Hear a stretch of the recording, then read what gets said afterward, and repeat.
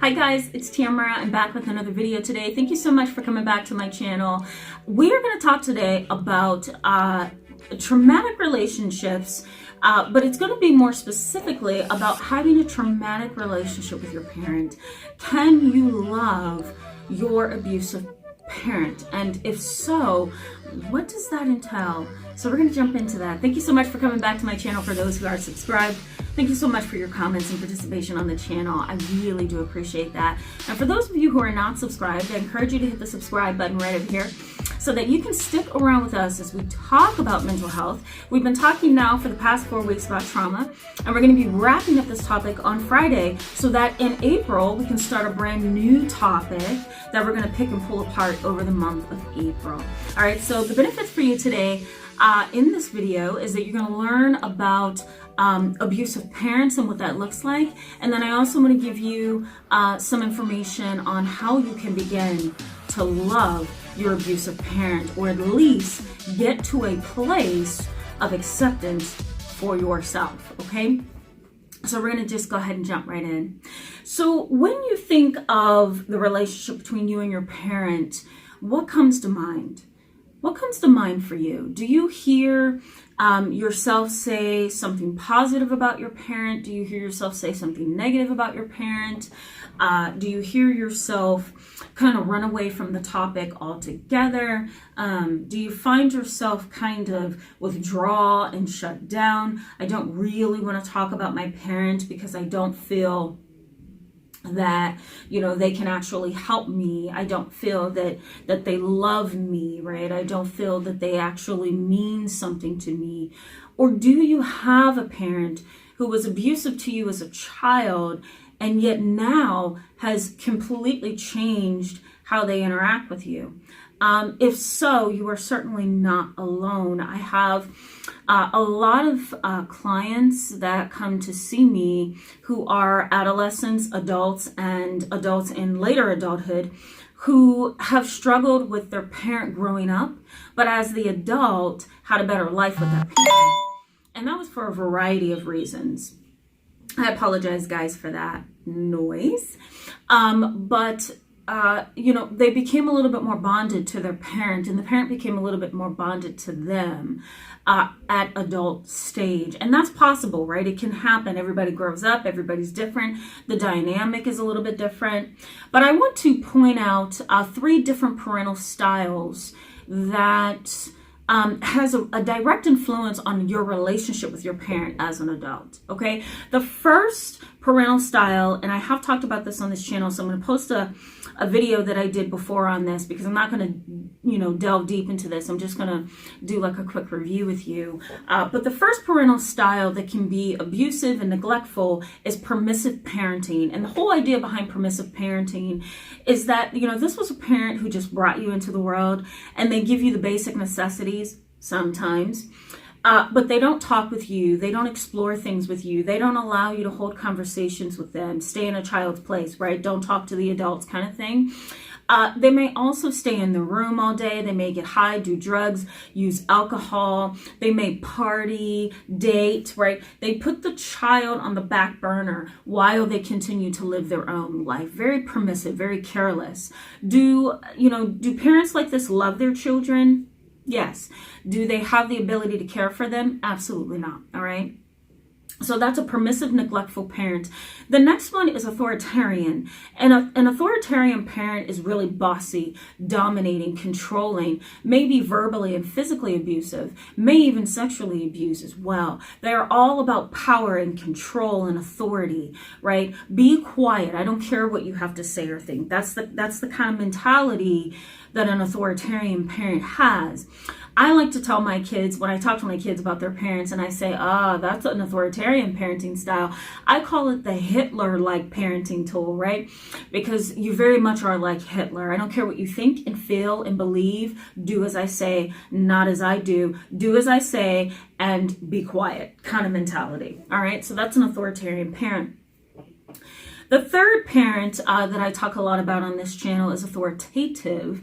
An authoritative parent is very balanced, right? They have love for you and yet boundaries as well. They also know how to respect you, accept your beliefs and your views about life.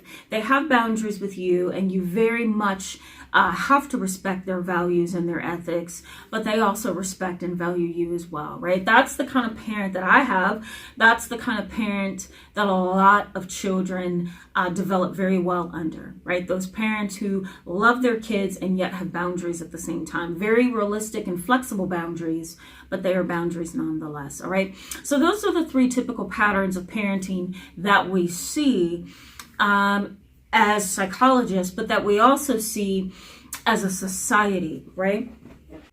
So what happens when your parent goes far beyond that and begins to abuse you, right? They're too authoritarian and they're permissive all at the same time. So what do? Well, for the most part, you either shut down, get into gangs or bad relationships, right? You do drugs or alcohol, and you find some way to live your life and feel some kind of happiness and security wherever you can find it, right?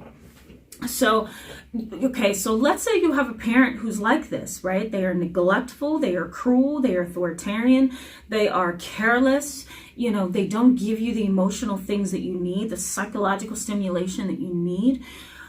So then you are traumatized by their behavior. Maybe they're physically abusive. Maybe they were a fallen down, very, very severe alcoholic. Maybe you saw them shoot drugs up. Maybe you saw them, sleeping around with a variety of men. Maybe you saw a rape. Whatever it is that has traumatized you, right? Whatever it is that this parent has done that has traumatized you, it has caused flashbacks, it has caused depression, it has caused anxiety, it has caused suicidal thoughts, maybe attempts, right? What do you do to begin to accept and kind of coast with the reality that you have a parent like this? It is so hard for me to talk to clients who are in this space. But there is some hope, and there are 8 things that I discuss with my clients to kind of help them see that acceptance of having a parent like this is possible. And the first thing is empathy. The way that I want you to kind of look at your parent is from an empathetic lens, right? From an empathetic lens. And what I mean by that is being able to put yourself in the shoes of your parent. So let's say you had an alcoholic mother. You absolutely hate your mother. Some of my clients do. You absolutely can't stand your parent because of what they put you through, because of their drunken behavior, because of watching them vomit and stagger, right? And the smell of alcohol on their breath disgusts you, right? Or, the smell of marijuana and methamphetamine, paraphernalia all over the place, whatever it is that you saw, white powder, right? Whatever it is, it comes back up in your immediate environment or in your immediate consciousness as a flashback. What can you do to move past that? Attempt to put yourself in that parent's shoes. Why were they doing it? Well, let's look at this. Maybe there was a divorce that they couldn't handle. Maybe they were also abused by their own parent. Maybe they had a chronic medical condition and was depressed and didn't know how to get it fixed or treated appropriately. Maybe they were depressed as a single parent, didn't know which way to go, couldn't find a better job, couldn't meet the bills half the time, could not provide appropriately. Maybe some other things kind of happened and went on that caused them to run towards alcohol, to cause them to run towards drugs as something to help them cope, right? So empathy is putting yourself in that other person's shoes and being able to step back emotionally and objectively look at the situation. Empathy. The next thing, right, that I want you to think about is faith and spiritual knowledge can help you accept where you're at with your parent today. Okay, so what I mean by that is having some kind of acknowledgement that It's okay that you have gone through what you have gone through. Kind of having spiritual knowledge and an existential mindset that we are all in this together.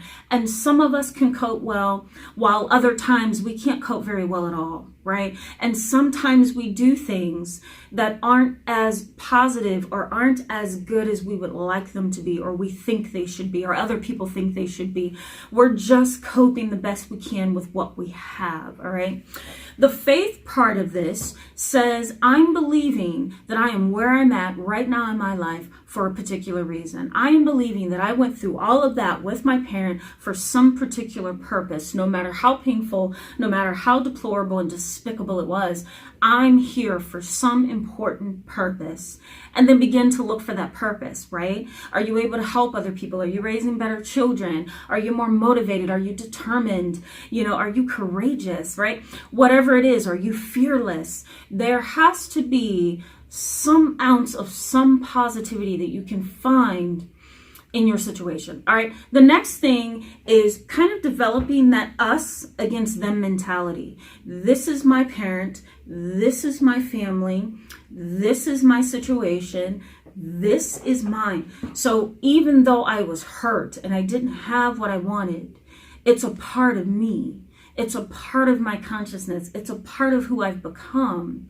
And so how do I accept that while coping with the fact that I didn't have what I wanted? So kind of like that outsider viewpoint of, okay, this is my family, this is my stuff, and I'm going to own it. Even though it was painful, I'm going to own it. All right. Sometimes that is helpful.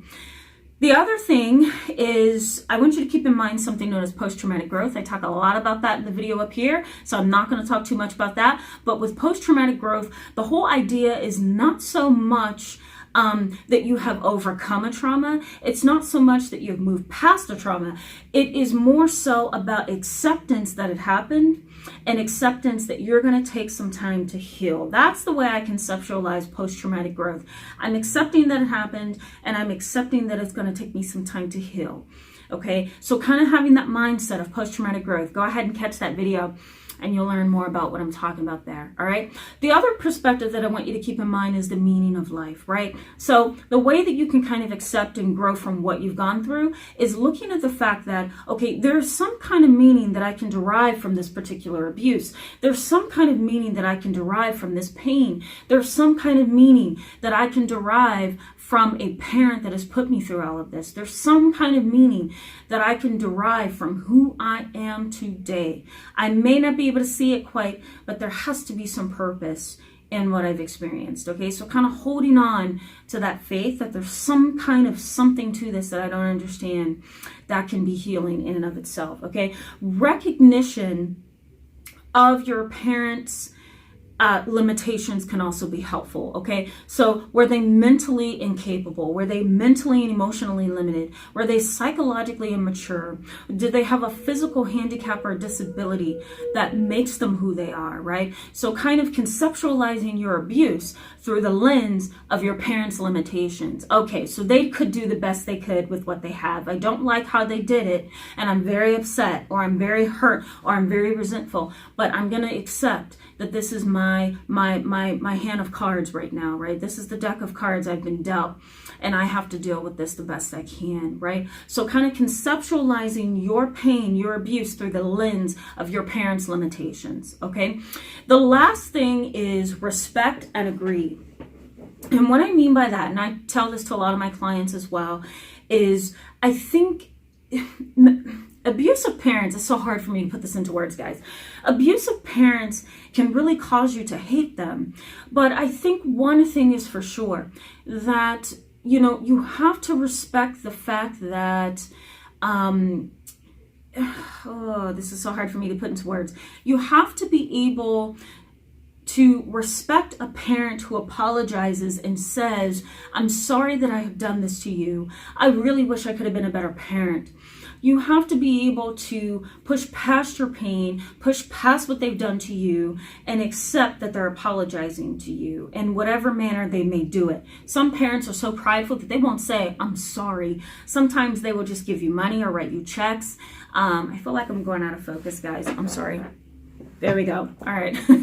Sometimes a parent is not going to verbalize, I'm sorry. Sometimes they will write you a check for college. Sometimes they will pay your bill. Sometimes they will buy you something. Sometimes they will watch your children and be a better grandparent. So being able to respect the fact that, okay, they may have been a very bad parent to me, but they are trying now is going to be helpful. And being able to agree with them that, you know, okay, I know you didn't do well, but let's start from here and move forward. Okay. Showing grace is what you're basically doing in this particular situation. You're saying, I'm hurt, I'm angry, I'm resentful, you didn't do the best with me, but you have said you're sorry in whatever capacity they have, and I'm going to accept you based on that. I'm going to put up boundaries when I need to, but I'm going to accept you and I'm going to show you grace. It's so hard. It's so hard. I want to give you guys 2 books, okay, that I think can help you with this. And the first book is called The Power of Others by Michael Bond. And he talks about a concept known as groupthink. And the whole idea behind that is that we develop an us versus them mentality in a lot of areas of our life. So this can be helpful in understanding abuse. It can be helpful in understanding why you feel so interconnected with people and bonded. So I think it's a good thing to kind of put in your back pocket. And the other book that I want to give you is Bonded to the Abuser. Okay, and you can go ahead to Amazon and just type that in, Bonded to the Abuser and The Power of Others. I think those are fantastic books for you. I'll try to put them in the description box below for you. All right. Thank you so much, guys, for being with me in this long video today. I apologize it's longer than expected, but I wanted to give you comprehensive information. I encourage you to give this video a thumbs up if it was helpful, and go ahead and hit that subscribe button. Please remember to like and share and comment if you found this video helpful, and ask me all the questions that you feel you need answered. I will definitely respond to that. And stay tuned for our final video on Friday. We're going to wrap up this topic and jump into a new one on Monday. All right, I'll see you guys on Friday. Bye-bye.